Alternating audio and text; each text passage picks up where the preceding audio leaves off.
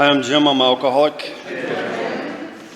I've been through the process with a Big Book Subsidy sponsor, a few of them, a loving God, and making amends and working a lot of steps to the best of my ability. This is not my favorite thing to do, is to talk in front of people, but it's something I need to do. I was asked to do it, and I reluctantly said yes. And it's how I am. Anyways, more about alcoholism. It's step one. It's a drunkalog. At first, I never understood the jaywalker, the guy or girl, whatever, and I understand today, because I did those things. I was going to stop. I'm going to put it down. It lasted 8 hours, 12 hours, maybe 24, if that. I use a little other substitutes with my drinking, mostly marijuana, and because that helped me calm myself down, and alcohol made me the Superman that I always wanted to be, I guess. And what it actually made me do was get arrested, bless you, get in trouble, hate myself even more, not be myself, be selfless, self-centered. And this part is about unmanageability in my life. My life was so messed up.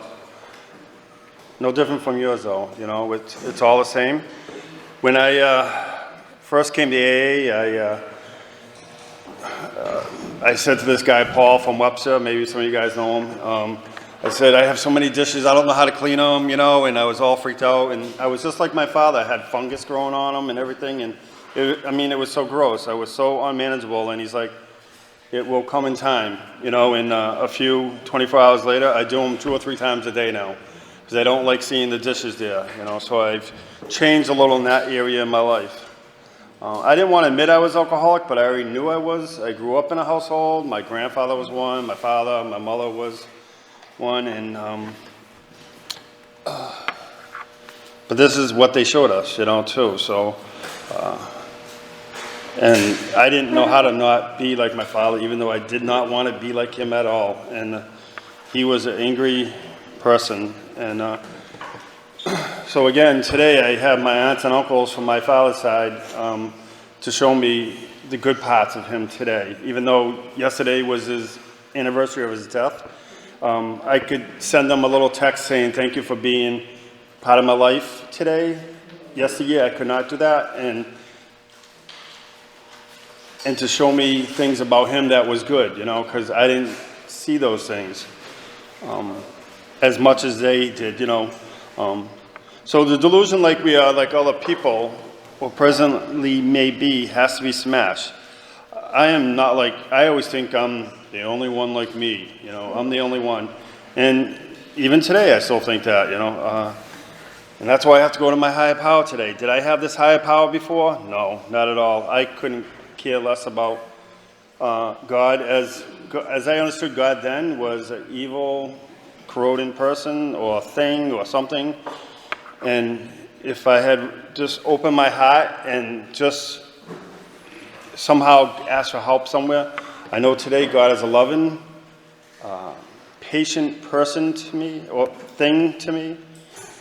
Again, it took a long time for me to believe this, or even care to talk about it. Because when I talked about God, I used to cringe.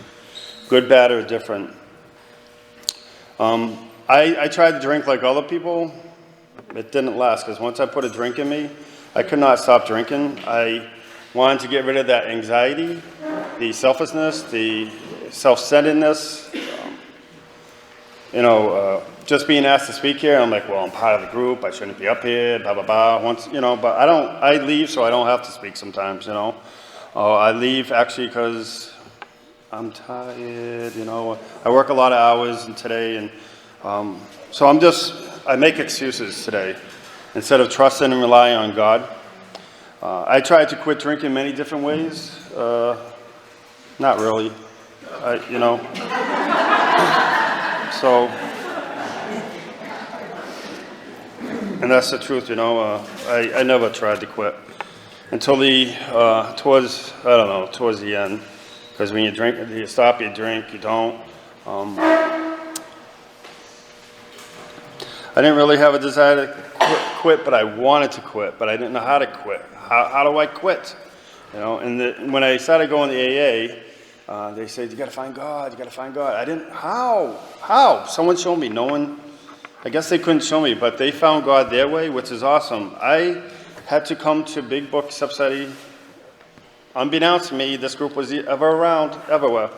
And it took me another long time to want to work the steps. I had to work on myself, and that's the whole problem. I didn't want to work on myself or have someone, I want you to help me, but don't help me. I want you to like me, don't like me.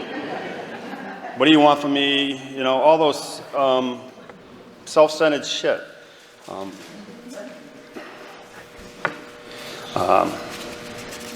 And I quit drinking when I was almost 28 years old, but I went out about 15 years ago, and I did something else. And that's because I didn't have God in my life. I had a sponsor, but I wasn't really telling them the truth. I went to a party that I didn't tell anyone, and I followed all the people to the back room to smoke some shit, you know. But that got me to start doing the work again, because I was sitting on my shit, wondering why this is not working. And even today, last few days, I've been a little, actually a lot of whacked up in my head, but you know, I have God, I have some people, I can reach out today, slowly, you know, I still have a hard time with that. It says, once an alcoholic, always an alcoholic, and I liked, when I first came here, it says, once a pickle, always, you can't go back to a cucumber, you know, and I always liked that, and I actually got a Christmas cucumber ornament. I found it somewhere, and it was kind of cute, you know.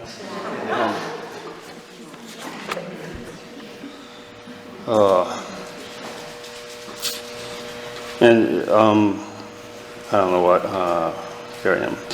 So a lot of spirituality in this too. I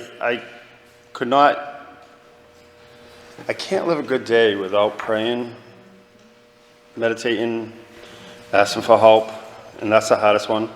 I used to tell my sponsor, this is so hard, it's so hard. He's like, what's so hard about it? Like, it's hard, you know, and it's just, and what it was I wasn't giving of myself a little, you know, just whatever the situation was. And I try to take that word out of my self-centeredness. It's so hard. You know, it's not really hard just to sit there and pray or read what they ask or whatnot. And again, it says, he made a beginning, but he failed to enlarge his spiritual life. And that's what I've done a lot of times over my life. And today, I'm much better than I was before. I still have issues. If I didn't, I'd be pretty perfect. I'd be like God, I guess. The first time I ever spoke up here was on this step too, and this lady out there in the audience, one of the, who was it, the salesman, she read it really well, and there's 19 I's just in that first paragraph on page 36, and I was so amazed at how she, and it made me realize, I think of myself all the time, and instead of what can I do for others, or what can I bring to the situation, which I learned that in this program, you know.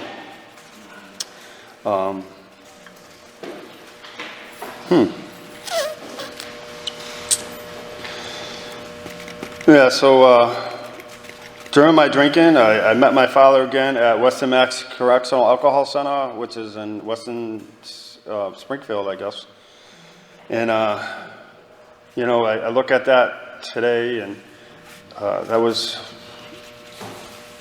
32 years ago, 33 years ago, something like that, and about 30 years ago, and I was always afraid of this guy. He never really hurt us much, but you know, we got hit and stuff like that. But his voice could scare the shit out of you and stuff like that. And then on his deathbed, I didn't know what to do, and I can look at that today. I was a drunk trying to get sober at the time, and he told me not to call the ambulance, so I listened to him. I had no other choice. He was my father. He told me, he was the ruler, you know. And, you know, his mother, his sister came up from Georgia, and I said, why didn't you call the ambulance, you know? And I felt like a shit, and I'm like, he told me not to, you know. I had to listen to what my father said, you know. I had no other choice. And at that time, you know, I stole whatever money my father had left, and I went and got a couple beers, because that's all the money he had. And I was pissed about that, and I'm taking his drugs and shit. And at the same time, I'm throwing up, having to drive heaves. Those are things that I have to live with today, but I'm okay with that today, because I need to not be that person again. And that's why I can talk about it today. And I did the best that I could with my father. He told me not to, so that's what I did, you know.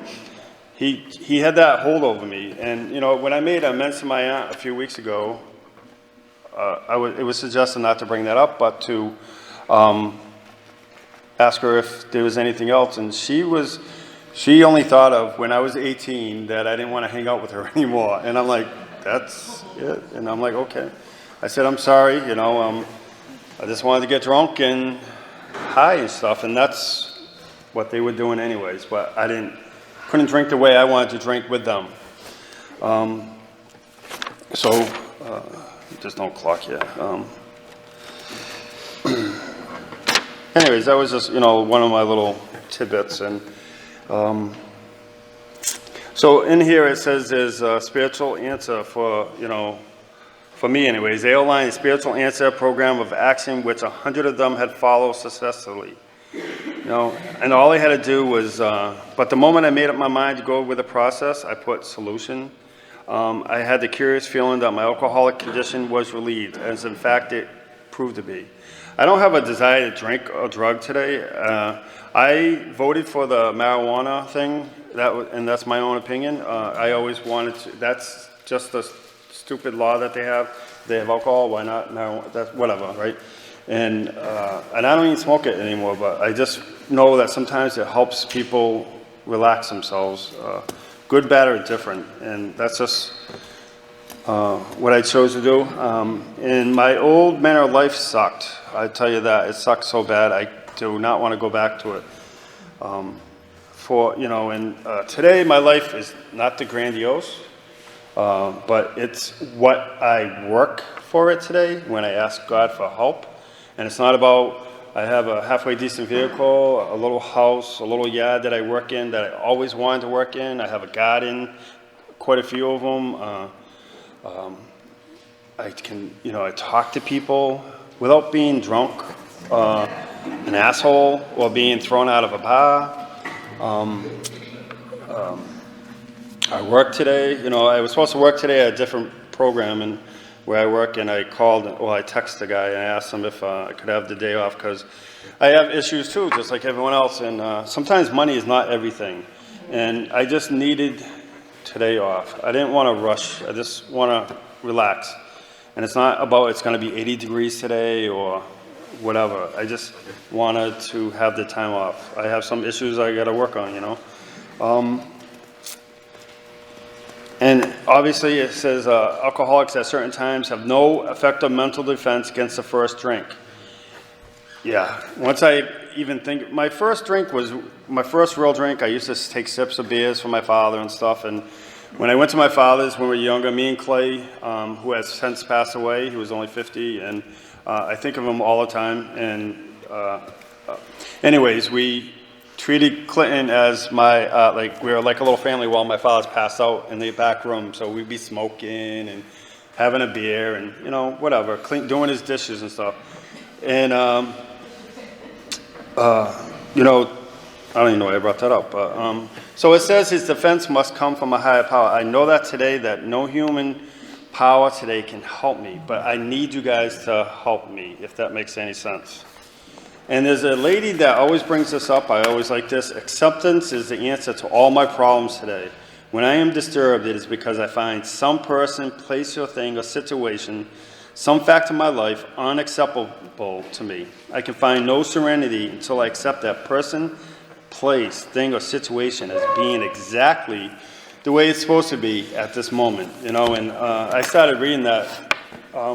So when I was in Western Mass Correctional Alcoholics, and I have a book at home from there, and I went to that page, and there's a little cigarette pot of a packet in there on that page. And so obviously I knew about that 30 years ago, but I never read it, but it was a little piece of the cigarette.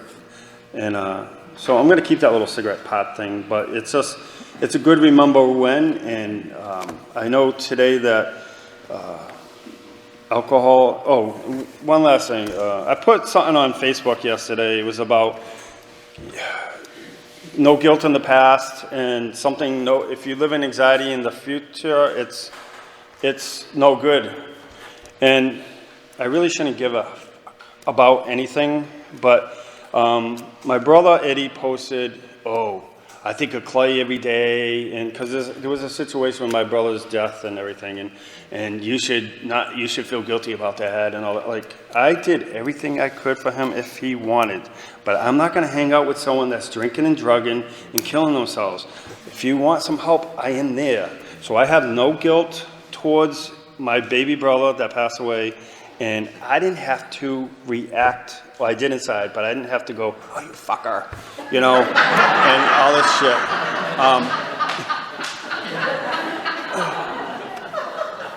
So anyways, you guys have taught me that, you know, sometimes you keep your mouth shut and quiet and you ask God for help. How that happened, I just kept trying to work the steps the best I can. Thank you for being here.